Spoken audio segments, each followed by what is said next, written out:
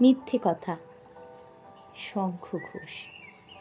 লোকে আমায় ভালোই বলে, দিব্যি চলন সই।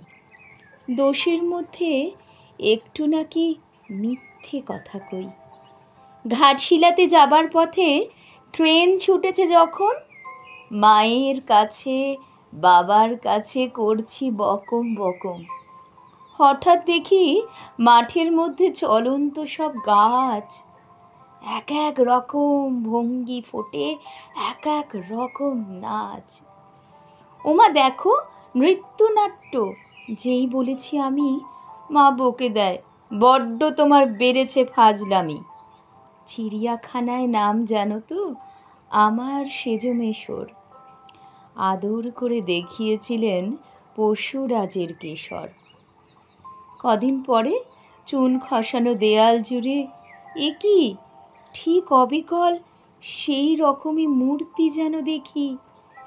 ক্লাসের মধ্যে যেই বলেছি সুরঞ্জনার কাছে, জানিস আমাদের ঘরের মধ্যে সিংহ বাঁধা আছে, শুনতে পেয়ে দিদিমণি অমনি বলেন, শোনো এসব কথা আবার যেন না শুনি কক্ষনো।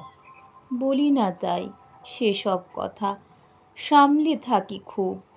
কিন্তু সেদিন হয়েছে কি, এমনি বেয়াকুব, আকাশ পারে আবারও চোখ গিয়েছে আটকে। শরৎ মেঘে দেখতে পেলাম রবীন্দ্রনাথকে।